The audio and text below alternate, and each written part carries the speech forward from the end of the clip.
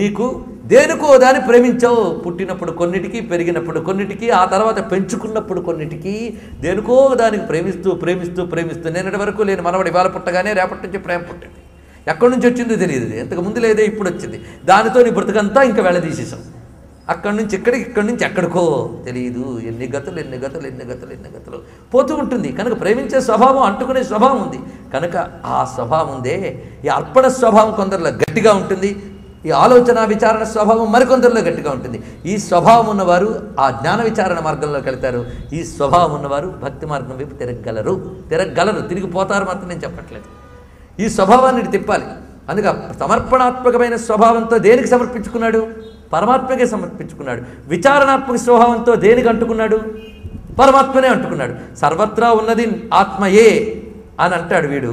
సర్వత్రా ఉన్నది ఆ పరమేశ్వరుడే, చివరికి నేననేది కూడా లేదు అని తనను తాను కూడా అర్పించుకుంటాడు భక్తులు. ఇద్దరు చేసింది ఒకటే, ఏమిటి? తనను ఆయనతో కలపడం. అంతే కదండి, వీడు చేసినా వాడు చేసినా ఇద్దరు ఒకటే చేశారు. తన ఆయనతో కలిపినప్పుడు తాను వేరు ఆయన వేరు లేరు. వీడు బాగా తెలుసుకున్నాడు, అహం అనే సంచిలో భగవంతుడు ఇమడడు కనుక సంచి చించేస్తే అపరిమితమైన చైతన్యంతో అంటుకున్నాడు వాడు. అందుకు ఆ పరిమితం నుంచి అపరిమితంలోకి వెళ్ళడమే విచారణ అవనియండి, ప్రేమ అవనియండి. రెండిట్లో నువ్వేం చేస్తున్నావు? నీలో ఉన్న అంతఃకరణ చైతన్యాన్ని పూర్తిగా శుద్ధం చేసుకుని ఈ వెలుగంతా పరమాత్మదే అనే దాంట్లోకి వెళ్ళిపోతున్నావు. నువ్వు ఆ తాదాత్మ్య స్థితికి వెళ్ళిపోతున్నావు. కనుక ప్రేమ మార్గంలో వెళ్ళినా, విచారణ మార్గం వెళ్ళినా అక్కడే వెళుతున్నావు. అయితే అందులో కష్టం ఉందయ్యా. జ్ఞానకర్మ మార్గంలో చాలా కష్టం ఉంది. బుద్ధికి పని పెట్టాలి. కర్మ మార్గం అంటే సామాన్యమా? కర్మాచరణ చేసేవారు దాని ఫలితాన్ని ఇక్కడ కొన్ని పొందుతారు, పైలోకాల్లో కొన్ని పొందుతారు. వాళ్ళ కర్మయోగులను. కర్మయోగులు అంటే చేసిన కర్మంతా నా అదేమీ లేదు, అంతా ఆ ఈశ్వర చైతన్యం వల్లనే దాని ఎందే ఆభాసగా కదులుతోంది తప్ప చేసేదేమీ లేదంటాడు వేదాంతి. భక్తుడు ఏమంటాడంటే ఈశ్వర సంకల్పం చేతే సర్వం జరుగుతున్నది, చేయించేది ఆయన, సమర్పించేది ఆయనకే అని అనుకున్నప్పుడు ఇది చాలా తొందరగా వస్తుంది సమర్పణ స్వభావం చేత.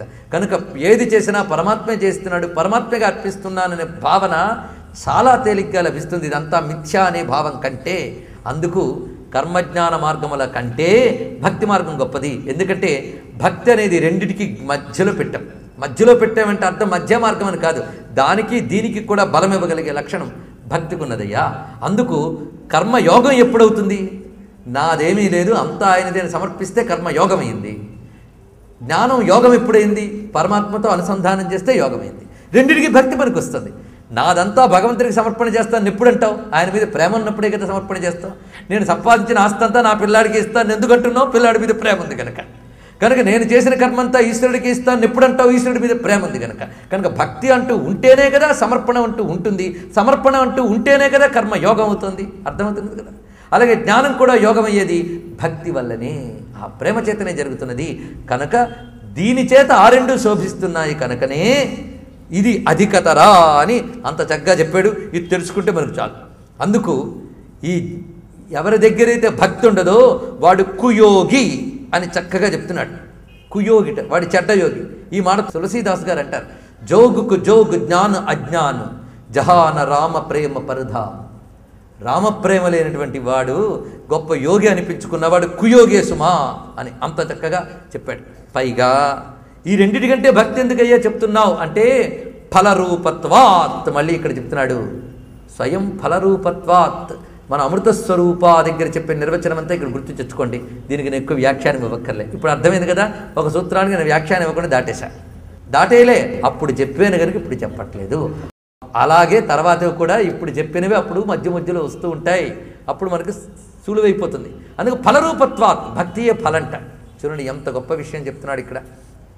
భగవంతుడి మీద మన భక్తి మార్గంలో వెళుతూ ఉంటే ఒక్కొక్క అవరోధాన్ని మనం తొలగించుకుంటూ ఆ ప్రేమను పెంచుకోవడానికి తపన పడుతుంటాం.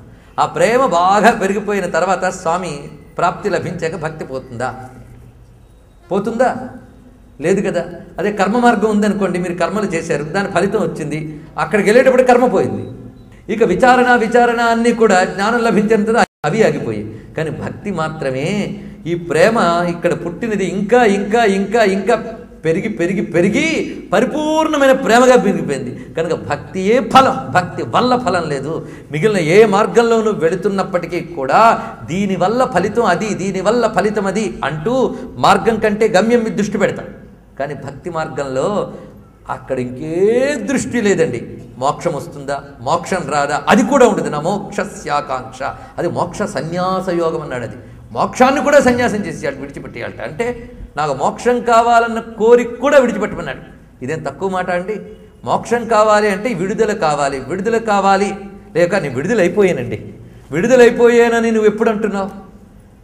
ఇంతవరకు బంధింపబడ్డాను అనే స్పృహ నీలో ఉంది గనకే దాని నుంచి విడుదలయ్యాను అని అనగలుగుతున్నావు కదా. అంటే స్పృహ రూపంలో బంధింపబడ్డాను అనేటువంటిది స్ఫురణ ఉంది నీలో. మోక్షంలో స్ఫురణ కూడా ఉండదు.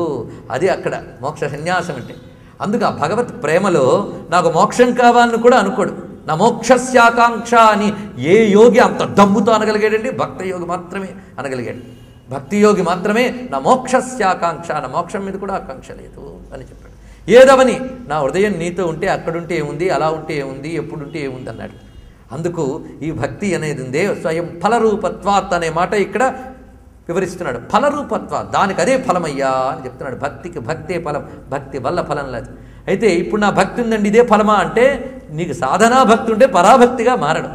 అంతేగాని పువ్వు వల్ల పండు రాదు, పువ్వే పండు అవుతుంది. బాగా గుర్తుపెట్టుకోండి, పువ్వే పండు అవుతున్నది. కనుక భక్తి సంపూర్ణ పరాభక్తిగా పరిణమిస్తుంది. పరిణమిస్తే ఫలం, ఫలం అంటే పూర్ణ రసం. అది అందులో పొట్టు లేదు, గింజ లేదు, పారేయాల్సిన వస్తువు లేదు. అది పూర్ణ రస రస రసఫలం. అందుకే ప్రేమలో ఆనందం ఉంది. ఎందుకంటే బ్రహ్మజ్ఞాని అద్వయ జ్ఞానం పొందిన తర్వాత ఒక ఆనందాన్ని అనుభవిస్తాడు. ఆనందం లేకపోతే దాని పేరు స్తబ్దత అంట. అది మోక్షం కాదు, అది శూన్యం, స్తబ్దత. ఇప్పుడు యోగ చిత్తవృత్తి నిరోధ, చిత్తవృత్తి నిరోధించినంత మాత్రాన రాజయోగం మోక్షం అయిపోలేదే. అదొక స్తబ్దత స్థితికి తీసుకువెళుతుంది. నేను చిత్తవృత్తులు నిరోధింపబడ్డాయి. అంతేగాని పరమాత్మ స్పృహ జ్ఞానం అనేది కావాలంటే యోగం చాలదు, అది అక్కడి దాకా తీసుకెళ్ళింది అంతే. అయితే పరమాత్మ ఎరుక తెలిసిపోయినంత మాత్రం అంతా పరమాత్మ ఏముంది అందులో అంటే ఏమైనా ఉందండి? శుష్కమైపోయింది, మొత్తం తీసిపోయింది. అంతా భగవంతుడేనండి వాడు గెంతుతున్నట్ట. అయితే ఏంటట అన్నట్టు వీడు. ఇంకా వాడి దుఃఖం అంతా ఇంత కాదు, అంతా భగవంతుడే అయితే ఏంటట. ఇంకా వాడికి ఏం చెప్పేదండి? వాడికి ఇంకా వాడికి ఏం చెప్తే అర్థమవుతుంది? వాడికి అంతా భగవంతుడైనప్పుడు ఎంత ఆనందించాలో వాడికి తెలియలేదనమాట. కనుక అంతా భగవంతుడే అన్నప్పుడు ఒక పెలుస్తనము, ఒక అహంకారం, ఇవన్నీ వచ్చేస్తున్నాయి అక్కడ. ఇవి స్పృహతో అన్న మాట కాదు.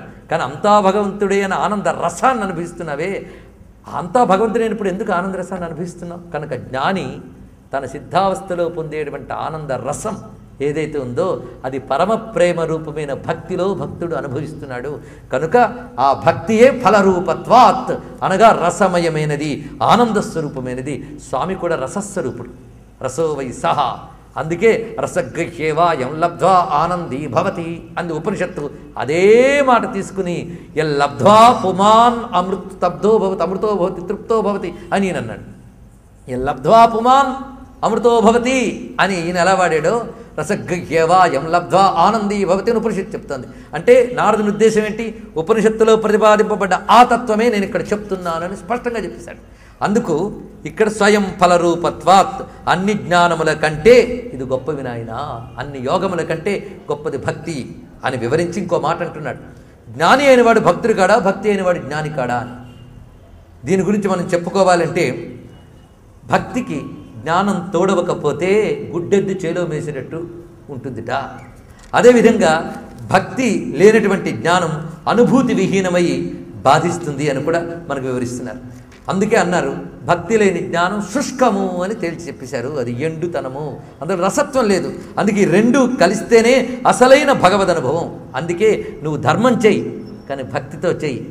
అది ఇక్కడ ఎన్ని ధర్మాలు చేసినా భగవద్భక్తితో చేసినప్పుడు అది రసమయంగానే ఉంటుంది. అలాగే నువ్వు ఎన్ని యోగాలు చేసినా, అభ్యాసాలు చేసినా, ధ్యానాలు చేసినా భగవన్మయంగా చేస్తే అది రసమయం. అలాగే భక్తితో కూడిన జ్ఞానం అది రసమయం.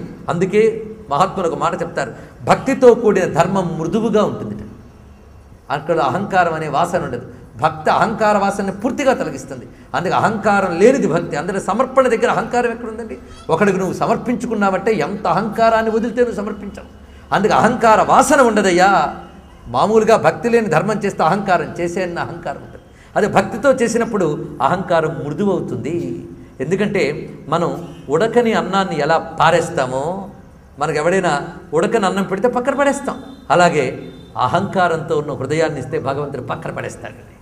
అది ఉడుకుతనం కాదు, కఠినం, ఇంకా బిరుసుగా ఉందన్నమాట. అందుకే అహంకారం పూర్తిగా పోవాలి. అలాంటి అహంకారరాహిత్యమైన భక్తి కలిగినటువంటి ధర్మం మృదువుగా ఉంటుంది. భక్తితో కూడిన యోగం మధురంగా ఉంటుంది. భక్తితో కూడిన జ్ఞానం ఆకర్షణీయంగా ఉంటుంది అని చాలా అద్భుతంగా వ్యాఖ్యానించి కొంతమంది చెప్పారు.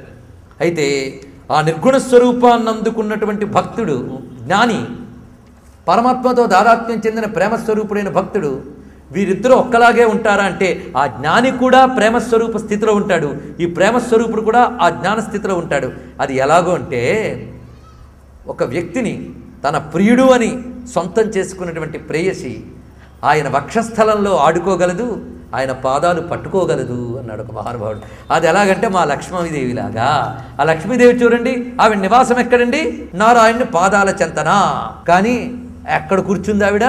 విష్ణు వక్షస్థలాలయ, ఆయన గుండె మీద కూర్చుంది. ఎంత ప్లేస్మెంట్ ఇచ్చాడు అక్కడ. వక్షస్థలం అనేది స్వామి అమ్మవారికి ఇచ్చిన ప్లేస్. అక్కడ పాదముల దగ్గర అమ్మవారు తాను కోరుకున్న ప్లేసు. అది ఇక్కడ విశేషం. అది ఉంచిన ప్లేసు ఈవిడ కోరుకున్న ప్లేసు అయిందనమాట. కనుక అటువంటి స్థితికి చేరినవాడు వక్షస్థలంలో ఆడుకుంటాడు. వాడు నిర్గుణ నిర్వికల్ప సమాధిలో ఉన్నటువంటి యోగి వంటి వాడు. ఆ పాదాలను ప్రేమగా ఆలింగనం చేసుకుంటాడు. వాడు భక్తుడు. ఒకే లక్ష్మి ఆ రెండు పనులు చేసినట్లుగా ఆ స్థితికి చేరినవాడు రెండు పనులు చేస్తాడు. అంత అందంగా ఇక్కడ వివరించి చూపిస్తున్నాడు. అందుకు నాయనా, ఈ రెండు విరుద్ధములను ఎప్పుడూ అనుకోకు అనేది ఇక్కడ చెప్పి, తర్వాత మన బ్రతుకులకు అవసరమైన విషయాలు మరికొన్ని చెప్తున్నాడు. ఇలాంటి ఆ పరాభక్తి తేవడానికై మనం చేయవలసింది ఏమిటి వివరిస్తున్నాడు. ఆ పరాభక్తి చేరినవాడు అభిమానము లేనివాడవుతాడు. అభిమానం అంటే అహంకారము. అహంకారము లేనివాడికి మాత్రమే భక్తి యోగంలోకి ఎంట్రీ. అది ఇక్కడ వివరించబోతున్నాడు. ఈశ్వరస్యాప్యభిమాన ద్వేషిత్వాత్ దైన్యప్రియత్వాచ్చ. చాలా గొప్ప సూత్రం చెప్తున్నాడు. భక్తియే భగవత్ స్వరూపం, భగవంతుడే భక్తి స్వరూపుడు. అందుకే భక్తి ఫలస్వరూపమైంది. భగవద్ అనుభవం భక్తిలో ప్రతివాడు అనుభవిస్తున్నాడు కనుక భక్తిలో భగవద్ అనుభవం ఉంటుంది. నీ ఏ పాటి సాధన చేసినా నారాయణ అన్న మాట వినేటప్పుడు ఒక విధమైన ఆనందం కలుగుతుంది. అంటే ఆ కొద్దిపాటి సాధనలోనే నువ్వు భగవద్ అనుభవం అందుకున్నంత మేర అందుకుంటున్నావే. కనుక భక్తి అంటేనే రసమయం.